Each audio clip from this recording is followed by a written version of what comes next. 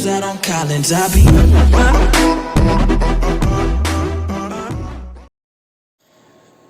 Assalamualaikum warahmatullahi wabarakatuh. Baik lagi bersama saya Andi Muhammad Ibnu Hibban Bagas Malolo di channel Silent Boy. Sebelum kita memulai videonya, alangkah baiknya teman-teman bisa membantu mengembangkan channel ini dengan cara subscribe dan juga share ke teman-teman kalian, agar channel ini dapat berkembang dan menghibur teman-teman sekalian. Langsung saja kita masuk ke videonya. Sebelumnya kita harus tahu bahwa apa itu BMC. Business Model Canvas atau BMC adalah sebuah strategi dalam manajemen yang berupa visual chart yang terdiri dari 9 elemen. Model bisnis ini pertama kali diperkenalkan oleh Alexander Osterwalder dalam bukunya yang berjudul Business Model Generation. Dalam buku tersebut, Alexander mencoba menjelaskan sebuah framework sederhana untuk mempresentasikan elemen-elemen penting yang terdapat dalam sebuah model bisnis. Jika dilihat sepintas, sebenarnya alur bisnis model Canvas nampak cukup sederhana. Secara garis besar, alurnya mengalir dari satu elemen bisnis menuju elemen penting berikutnya. Selanjutnya yaitu elemen-elemen dalam BMC. Elemen BMC terdiri dari 9 elemen yaitu Customer Segment, Value Propositions, Channels, Customer Relationship, Revenue Stream, Key Resource, Key Partnership, Key Activities, dan Cost Structure. Kita bahas yang pertama yaitu Customer Segment atau segmentasi konsumen. Segmen pelanggan merupakan elemen pertama dalam bisnis model Canvas. Customer Segment adalah kelompok target konsumen yang akan dibidik untuk menjadi pelanggan. Pelanggan adalah inti dari semua model bisnis. Tanpa pelanggan, tidak ada satupun perusahaan yang dapat bertahan dalam waktu yang lama. Komponen yang sangat penting dalam setiap pendirian bisnis terutama dalam menjalankan channel YouTube, yang dimana customer segment harus ditentukan sebelum membangun channel tersebut. Target channel YouTube ini adalah anak-anak dan juga remaja, yang dimana para anak muda ini cocok untuk dijadikan target untuk membangun channel dengan konten-konten yang menarik. Contohnya konten gaming yang akan banyak diminati anak laki-laki. Selanjutnya yang kedua yaitu Value Proposition atau proposisi nilai konsumen. Blok bangunan Value Proposition menggambarkan gabungan antara produk dan layanan yang menciptakan nilai untuk segmen pelanggan yang spesifik. Value Proposition adalah alasan membuat pelanggan beralih dari satu perusahaan ke perusahaan lain. Proposisi nilai dapat memecahkan masalah pelanggan atau memuaskan kebutuhan pelanggan. Beberapa Value Proposition menjadi inovatif dan mewakili sebuah konten baru. Value Proposition lain mungkin sama saja dengan penawaran pasar yang sudah ada. Konten yang kami buat sangatlah berbeda dengan konten-konten lainnya. Kami memiliki nilai tersendiri baik dari cara penyampaiannya sampai penguasaan berbicara di depan kamera. Selanjutnya yang ketiga yaitu channels atau saluran. Channel merupakan sarana bagi organisasi untuk menyampaikan value proposition kepada customer segment yang dilayani.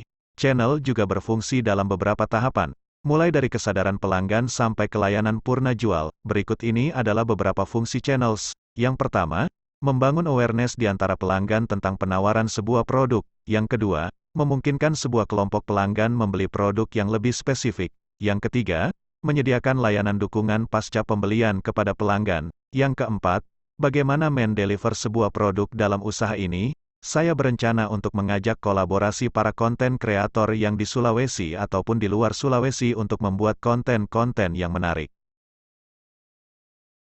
Selanjutnya yang keempat yaitu Customer Relationship. Customer Relationship adalah tentang bagaimana membangun hubungan baik dengan segmen pelanggan yang dipilih. Customer Relationship dibangun sesuai dengan customer segment, karena setiap segmentasi memiliki karakteristik yang berbeda. Dalam hal ini, saya akan berusaha untuk membuat para penonton untuk menonton video kontennya hingga selesai dengan cara membuat konten yang dimana paling banyak diminati para anak muda. Selanjutnya yang kelima yaitu revenue stream atau sumber pendapatan. Sumber pendapatan yang didapat oleh organisasi baik dari pelanggan secara langsung maupun tidak langsung. Osterwalder dan Pickner menjelaskan bahwa customer adalah jantung dari perusahaan, maka revenue stream adalah pembuluh darahnya. Setiap revenue stream memiliki mekanisme pricing yang berbeda antar satu perusahaan dengan perusahaan lainnya. 5. Sebuah bisnis model dapat melibatkan dua revenue stream yang berbeda, yaitu, yang pertama, transaction revenue yang diperoleh dari satu kali pembayaran dari customer, dan yang kedua, recurring revenue yang berasal dari pembayaran yang masih berlanjut untuk menyampaikan value proposition kepada pelanggan dan menyediakan customer support setelah pembelian. Tentu saja dengan membangun channel ini, saya tidak mengambil uang dari para penonton, melainkan hanya dengan subscribe dan menonton konten saya, maka saya akan mendapatkan upah sesuai dengan jumlah yang menonton.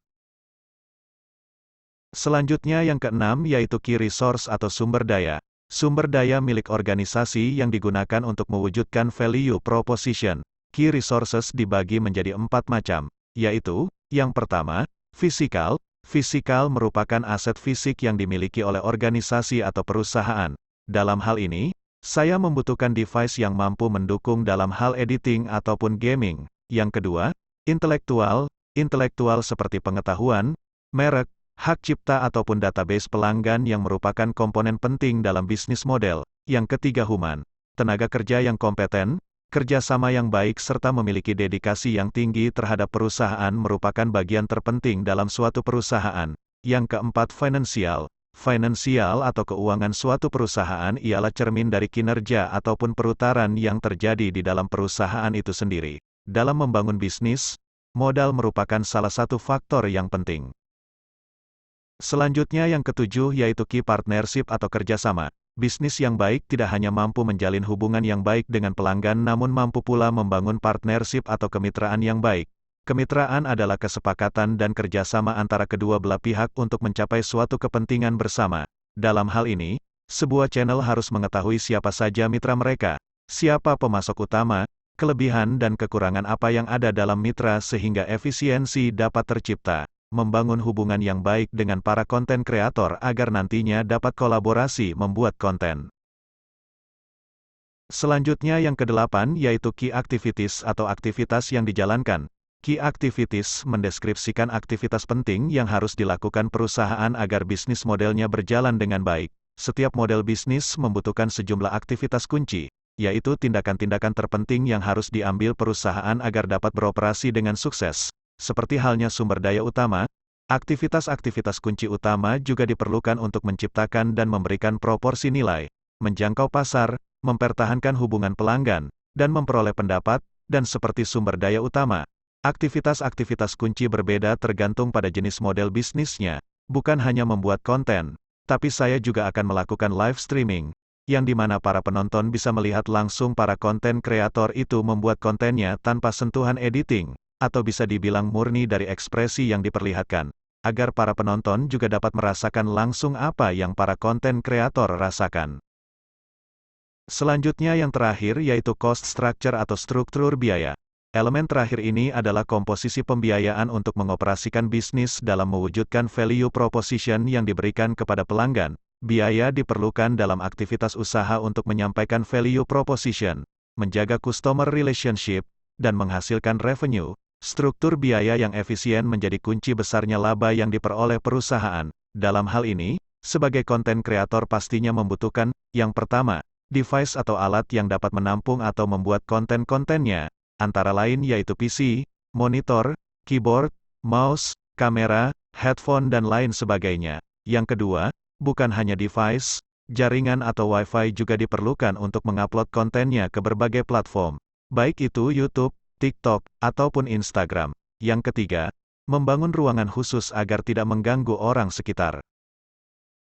Itulah tadi penjelasan seputar BMC. Jangan lupa subscribe, share dan juga like video ini jika kalian suka, dislike kalau tidak suka. Sampai jumpa di video selanjutnya.